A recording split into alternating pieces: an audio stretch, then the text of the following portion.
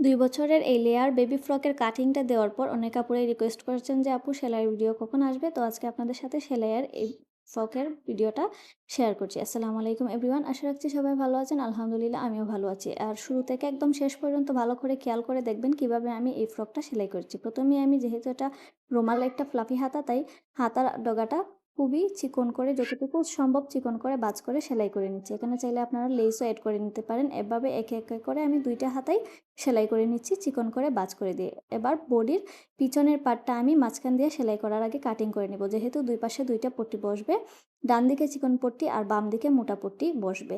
আর ২ টা ২ দিকে বসবে।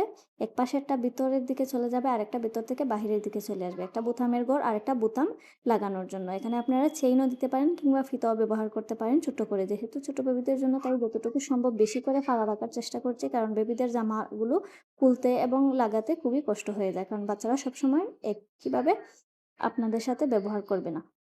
কাঁধের জোড়া লাগানো শেষ। একটা, একটা করে আমি কাঁধের জোড়াগুলো লাগিয়ে নিচ্ছি। কাঁধের জোড়াগুলো লাগানোর পর আমি কোমরের যে বেল্টগুলো আছে, বেল্টগুলোও জোড়া লাগিয়ে নিচ্ছি। বেল্টগুলো এখনই উল্টে নিব না। বেল্টগুলো যখন আমার প্রয়োজন পড়বে তখন আমি উল্টে নিব। আর কীভাবে উল্টাবো সেটাও আপনাদের সাথে শেয়ার করব।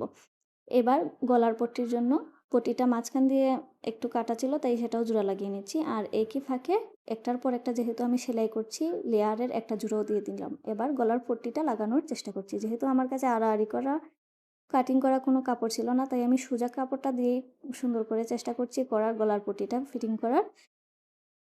গলার পট্টিটাও কিন্তু বাহিরের দিকে লাগাতে হবে এবং উল্টো দিকে করে এনে তারপর বাহিরের দিকে লাগাতে হবে। কারণ ভিতরের দিকে লাগিয়ে তারপর উল্টিয়ে বাহিরের দিকে নিয়ে আনতে হবে গলার পট্টিটা। আবার অনেকেই চাইলে বড়দের কামিজের মতো করেও গলাটা ফিনিশিং দিতে পারেন।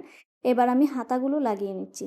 হাতাগুলো মাঝখানে কয়েকটা মানে ৩ টা কি ৪ টা কুচি দিয়ে দিচ্ছি। আর সাইডগুলো যেরকম আছে সেরকমই। লেয়ার একটা আগে থেকেই জোড়া লাগিয়ে নিয়েছিলাম। এখন নিচের যেই লেয়ারটা আছে ওইটাও জোড়া লাগিয়ে নিচ্ছি। নেওয়ার পর অপর হাতটাও কিন্তু আমি সেমভাবে করে সেলাই করে নিচ্ছি। মাঝখানে ৪ টা কি ৫ টা করে কুচি দিচ্ছি। আপনারা চাইলে আরও বেশি করে কাপড় দিয়ে আরও বেশি করে দিতে পারেন। এখানে আমি কাপড় যতটুকু ছিল ততটুকুর মধ্যেই যতটুকু সম্ভব করার চেষ্টা করছি। প্রত্যেকটা লেয়ারই আমার লাগানো শেষ, জোড়া লাগানো।